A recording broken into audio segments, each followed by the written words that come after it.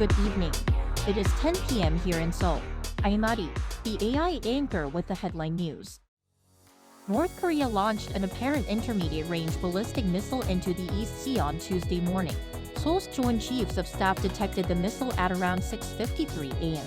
Launched toward the East Sea from the Pyongyang area. It traveled around 600 kilometers, a military official said, due to its high speed. Tuesday's missile is likely a hypersonic intermediate-range class ballistic missile.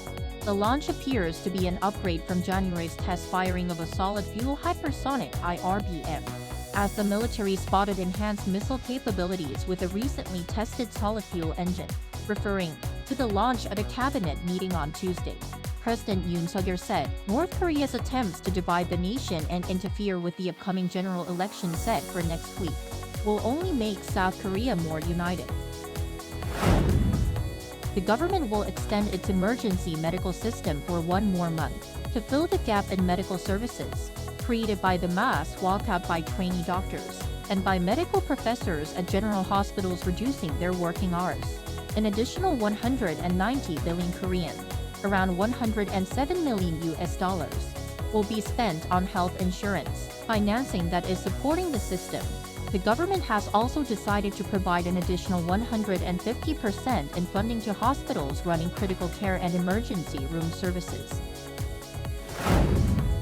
President Yoon says emergency funds to stabilize the prices of farm goods will continue indefinitely without limits. This came during a cabinet meeting on Tuesday, where he said that 150 billion won, or around $110 million, has been injected to lower the cost of groceries. He added he felt heavy-hearted that these measures hadn't lowered prices. Yoon also said the discount support and measures for supplying imported fruits are currently focused on large supermarkets. They will include smaller markets and traditional ones. Going forward, the president also called on measures to use online wholesale markets to efficiently get products from producers to consumers.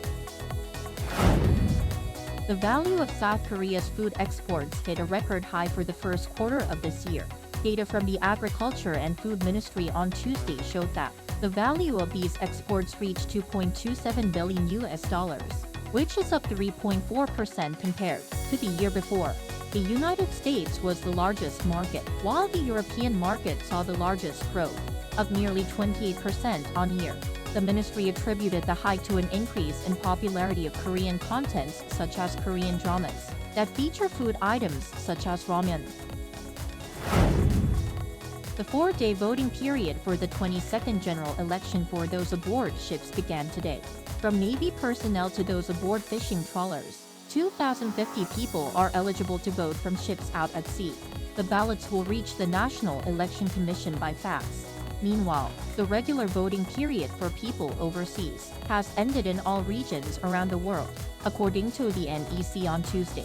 Nearly 93,000 people, or 62.8% of all eligible overseas voters, have cast their ballots.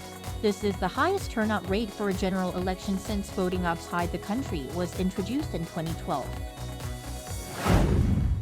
That brings us to the end of tonight's AI headline news.